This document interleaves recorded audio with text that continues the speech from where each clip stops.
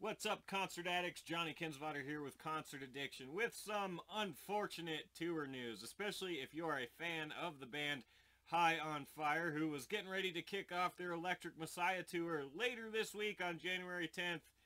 Not gonna happen. The Electric Messiah tour featuring High on Fire and Year of the Cobra and Toke has been canceled. And before I get into any of my speculation bullshit or anything about what I have to say, I'll just read the statement from Matt Pike himself explaining the whole thing. So here we go. It says, "Dear friends and fans, to my brothers, my crew, and everyone else this affects, I do apologize for the inconvenience of this cancellation. I feel as though I'm explaining lightning striking twice. I wanted nothing more in the world to play these songs live, nor ever cancel something I say I'm going to do. I am a warrior for our art and have endured some painful things to what we do. The timing and repeating nature of this is my nightmare and almost impossible. Nevertheless, to save yet another toe, my big one, I have been grounded by circumstances out of my control. I will have more of a medical report to come, but right now I'm at great risk of losing it and or a bigger portion of my foot due to diabetes, which I've been managing very well. It just shows how this disease can affect our lives. Please forgive me, and if you know anything about me, you know this is not like me, and we will be back." And then it goes on to say that refunds will be available at the point of purchase.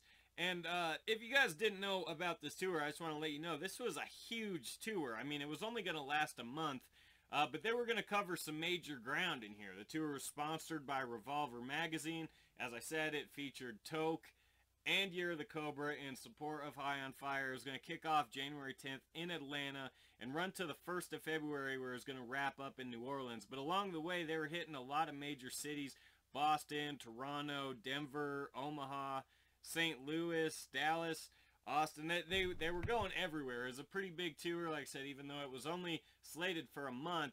They were going to cover some serious ground within this month, and it was a much anticipated tour.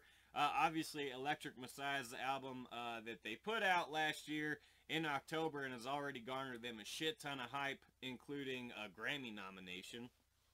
They played some dates at the end of last year in the UK, but this was going to be the first big push of the album on, in North America. And it's not going to happen, which is a bummer for a lot of reasons. It's a bummer because a lot of people were looking forward to the show. Matt Pike is a favorite musician of a lot of friends of mine. People who love Sleep typically also love this band because, it's just you follow the artist you like, I guess. So if you like Matt Pike from Sleep, obviously you're going to follow the solo projects. Much like I do, 6AM's probably my favorite band, and I would have never looked into him had it not been for Nikki Sixx from Motley Crue. So that's understandable. So Matt Pike's a big name that, was the driving force behind High on Fire. So it sucks for them, but it does also really suck for Toke and Year of the Cobra, who now have to find how to fill out this month. It throws a wrench into a lot of people's plans. I'm sure there's some promoters that are not happy, but at the end of the day, it was out of his control. It was a medical situation. It's not like one of these diva type situations that we see sometimes where tours are canceled with no explanation. As short notice as this was, it still kind of sucks. The only thing that I'm kind of wondering is why they straight up canceled the whole thing. Why didn't they just do a postponement? And as I said earlier, it's probably because of the short notice why they had to do that. Because these bands schedule their whole year out pretty quick. So, like I said, these bands probably have stuff on tab already for the rest of the year.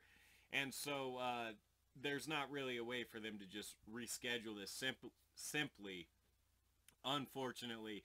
So, not a great year to start off the year, or not a great way to start off the year. But fortunately, it is still the beginning of the year, so they could definitely make up for this and come back. And obviously, people love that album. Obviously, this tour was selling tickets, so I imagine they'll reschedule. They'll probably just might not be backed by Revolver, and they might have to find different supporting acts. But that's okay. The show will go on, and at the end of the day, we just all got to send our best wishes over to Matt Pike, because this isn't the first time he's dealt with this bullshit.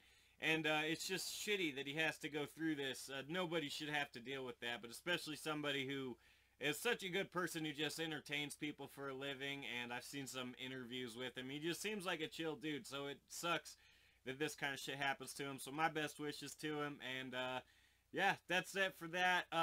Thanks for watching this video. Make sure to subscribe to this YouTube channel and check out my Facebook page, facebook.com/concertaddiction. And give it a like. You'll never miss anything going on in the world of live music. We talk about lineup announcements, tour announcements, viral shit that happens. We also do some recaps and reviews. We have a website too, concertaddiction.com. And I'll be putting up videos probably daily from now on, just talking about any of the news that drops. So make sure to check those out as well. Hit that bell so you don't miss them. And until next time, thanks for watching.